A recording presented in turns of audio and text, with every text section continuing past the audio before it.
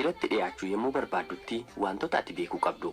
Jireenya ati jiraachuu barbaaddutti dhiira si waliin makatee jiraachuu danda'u fi si waliin jiraachuu fedhu barbaadi malee ejjennoo jireenya isaatiin, bifa isaatiin, qabeenya isaatiin, beekumsa isaatiin fi wantoota kana fakkaataniin waan si hawwateef qofa itti dhiyaachuuf janjabaatiin. Namni ilaalcha uumamaan qabuun alatti haalonni isaa kanneen biroon dhiibbaa yeroo fi bakkaatiin kan jijjiiramuu danda'u waan ta'eef ulaagaa filannoo keetii ta'uu hin qabu. Daddafanii kufaatii miiraa kufuun yeroo baay'ee amala dubartoota adda taasisu waan ta'eef dhiira garaan kee itti na'e harkatti dafteen kufin akkaataatti dhiyaannaa keetii suuta guddifadhu. Dhiiratti kabajaan dhiyaadhu. Fuula seeqaatti agarsiisaa yeroo xiqqoodhaaf of qabaa ija isaa keessa xiyyeeffattee yoo laalte suuta suutaan mo'amaa dhufee harka kee keessa siif seenuu ni danda'a. Nama jaallattu sanatti akka jaallattu mul'isuuf fedhii isaa eeguudhaan quunnamtii saalaatiin alatti jechuudha. Yeroo baay'ee isa waliin yeroo dabarsuuf haalota mijeessuudhaan ibsiif. Itti dhiyeenyi keessa obboleettummaa osoo hin ta'in gaa'ilaan waliin taatee jiraachuu kan barbaaddu ta'uu kee tooftaa barbaachisaa fayyadamuudhaan itti agarsiisi. Kunis kaadhimaa isaa ta'uudhaaf yeroo murteessitee eegaltee ergaa jaalala keetii dabarfachuu danda'uuf karoora kee fi miira keessa isaatii beekuudhaaf baay'ee si fayyada. Miira nama jaallachuuf eeyyamtee hawwachuu akka dandeessuuf daddaftee fedhii isaa hubachuu qabda. Kana boodas fedhii fi miira isaatiif deebii kennuu akka dandeessuuf fageenyarraa miirri jaalalaa fi fedhiin isaa akka guddatuuf haalota mijeessiif. Dhiira abbaa fedhe yoo ta'e iyyuu hamma isheen durbaa eeyyamteef irra darbee ishee irratti homaa tokko gochuu waan hin dandeenyeef ofii kee irratti miidhaa geessisuus ta'e cimina kee dhugaa baasisuu kan danda'u addunyaa kana irraa si qofa akka ta'e hin dagatiin. Ilaalcha dubartootarra jiru laalchisee dhiira cimaa kam keessayyuu dadhabbinni dhokatee jiraachuun isaan gaafachiisu. Kanaafuu dhiira tokkotti maxxanuun eeyyama kee erga ta'ee jalqabdee dadhabbina isaa duukaan bu'in. Dadhabbina isaa kanayyuu danda'uudhaan golguudhaanis keessumattuu jajuu fi ajaa'ibsiifachuudhaan wajjin jiraachuuf fedhiif dandeettii qabaachuu kee ibsiif. Kennaa kee kanattis gammadee ajaa'ibsiifachuudhaan siif booji'ama. Miidhaa naannoo jaalalaatti dhufu keessatti dhiirri dadhabaadha. Garuu seeqa durbaa yookaan ifa fuula ishee yommuu argatutti jireenya isaa kennaa godhee dhiyeessuun illee isan ga'u. Ta'us aarsaa kana baasuuf kan isa geessisu seequu kee, miidhagina gogaa kee fi qaamni kee alaan mul'atee eenyummaa kee ibsu wantoota ati ittiin boontu ta'uu hin qabu. Miidhagummaan qubaasaa dirree irratti qarshiidhaan kan gurguramu. Meeshaa gatii xiqqaa kan jijjiiramudha malee dhiira hidhee harkisee qabachuudhaaf ga'a miti. Miidhagina waliin garuu amanamummaan jaalala onnee nama haqaa ta'uu obsii fi beekumsi sabummaa ati qabdu amaloota ati ittiin beekamtu siifa ta'an. Eenyummaa kee amaloota kanaan beekamuun gargaaramuudhaan jaalala keessa keetii akka nadhii dammaa onnee qulqulluu keessaa gadisaaf yaa'uun dubbii dhugaa fi mi'aawaadhaan yeroo hundumaa miira isaa dadammaqsitee akka inni abjuu si jechuu fi si hawwuu keessaa hin dammaqne gootee dhiira jaallattutti siqachuu fi ofitti butuuf yaali. Kennaa qarshii yookaan baay'ina qabeenya isaatiin booji'amtee dhiira tokkotti siqachuu yookaan jaallachuu ni dandeessa ta'a. Qarshiin kennaa uumamaan siif kennamee ol siif kaasuu hin danda'u. Inumaayyuu si madaalchisaa, shaqaxa si taasisaa.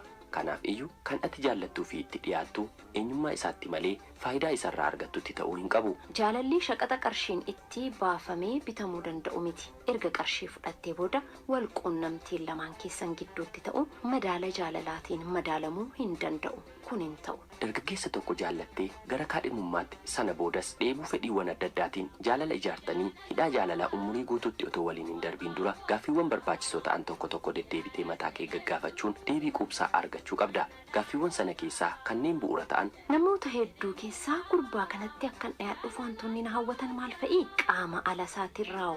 Fakkeenyaaf sadarkaa barumsa isaati, dandeettii dubbii inni qabu, ejjennoo isaa, akkaataan uffannaa isaa, suurraaf simboo isaa, miindaan isaa, qabeenyi isaa hundumtuu eenyummaa isaa bakka bu'a yookiis eenyummaa isaa isa keessaa kan lolaan hin diigne. Fakkeenyaaf sirna naamusa isaa, akkaataa laalcha isaa, nama kabajuu isaa, gad of deebisuu isaa, haqummaa isaa. Ulaagaaleen ati ittiin isaaf booji'amte lakkoofsaan hedduu yoo ta'an iyyuu ibsa bakkee isaatii caalaatti eenyummaan isaa inni keessaa jaalalli kee milkaa'ee umurii guutuu jabaatee kan itti fufu akka ta'uuf amansiisa ga'aasiif laatu. Erga wal jaallatanii booda rakkoo miira walitti bu'insa uumuu irraa of eeggachuudhaan waqtiilee dheeraadhaaf wal jaallatanii erga turtaniin booda amala walii shaakaluu fi gad fageenyaan wal baruun walitti gammaduu fi wal bashannansiisuu waan uumuufi. Adeemsa jaalalaa irratti fakkeessaan oduu baay'ee odeessuun amala waliin hin uumamin yeroo gabaabaadhaaf uffachuun tasumaan barbaachisu. Amalli keenyi dhokatee ture akka biiftuu ganamaa suuta suutaan mul'atee yeroo argamaa adeemu hiriyoota kee fi hawaasaatitti gidduu jiraattu biratti kabaja kee irratti miidhaa waan geessisuuf amalli fakkeessaa akka sirraan mul'anneef eeggannoo guddaa godhi. Eenyummaa kee dhoksuuf akkaataan dubbii ati filattu jechoota filannaan kee akkaataa uffannaa kee fi gochawwan kumaan lakkaa'aman cimina kee agarsiisuudhaan yoo mul'atan illee dhugaan jiru waqtiilee fi bakka isaanii eeggatanii bakkeetti ba'uu ni nafu. Kunis umurii hawaasaa wajjin jiraachuuf siif kenname qofummaa fi gaddaan akka ati dabarsitu si taasisa. Keessumattuu eenyummaa keessa dhokatee ture yommuu hubatu dhiirri jaallatee si fuudhuuf murteessee ture waa'ee keetiif keessa isaatii iddoon inni qabu kan nama jibbisiisu ta'a. Kanaafis amma dandeessitti eenyummaa kee innatittiin uumamte ibsa jireenya keetii haa ta'u. Eenyummaa kee isa sirrii kanaan dhiira jaallattee tokko hawwachuu dandeessu taanaan sittaaf. Addunyaan keenya yeroo hundumaa namoota injifannoo gonfatan qofa otoo hin ta'in namoota mo'amaniinis guutee kan dhiphatu akka ta'e yaadadhu. Har'a dorgommii tokko irratti kan injifatamte boor immoo dorgommii biraa irratti injifachuu akka dandeessus hin irraanfatiin. Kaadhimummaadhaaf amaloota adda addaa miidhaa isaanii waliin danda'uu qofa osoo hin ta'in fudhachuunis barbaachisaadha. Namoonni lama raawwatanii tokko ta'uu hin danda'an yeroo hundumaa seenaa dhalootaa keessatti amalaan muuxannoowwan naannolee adda addaatiin fedhiidhaan yaadaan amantii fi barumsaan adda ba'uun isaanii nafu. Kanaaf kaadhimummaa bu'a qabeessa ijaaruudhaaf adda addummaa jiru fudhachuu akka qabdu hubadhu. Iftoominni dubbii gaggaarii waliin dubbachuu fi wal sodaachuu dhiisuu erga wal jaallatanii boodas jaalala ijaaruudhaafis ta'e erga ijaaranii boodas walitti hidhamanii jiraachuun qabeenya keessiif haa ta'u. Bubbulee wana garraa waliin jenne kaamanii wana manee minimaan akkaataa gargar baanee.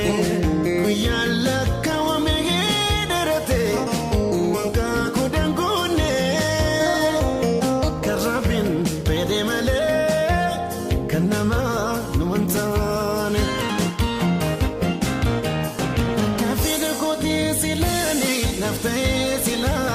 nafte take kalentro singar garbe tokalati beriso dande bararu dande sefera ko bate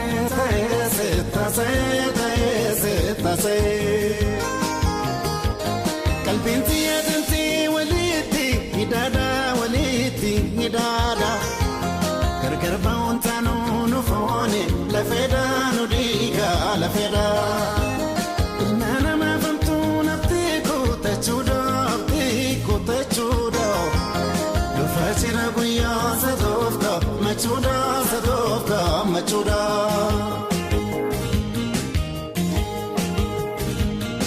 Damama katiya ababo kamise hafuram bafane yani ke namerse hunda charteche mal kayon se farse filatam tunama akan ya bilese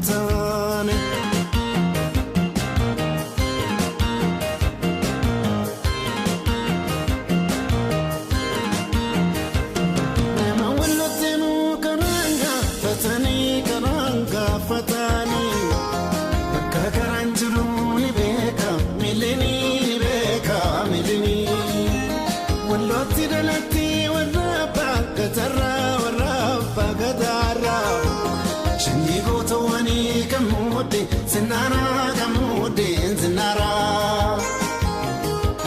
Fafatani nafnu walgarra jiruni Matama wanne ko sira yituni Ifan fula keti urjisa mitala Naladu rakati nadufe silala iriyo halala Otuda ndagaye kile satubata Waldaya fikadu badhaasa uumama gaarreen dhaloota biyya baatee qabne waan losa lamaata.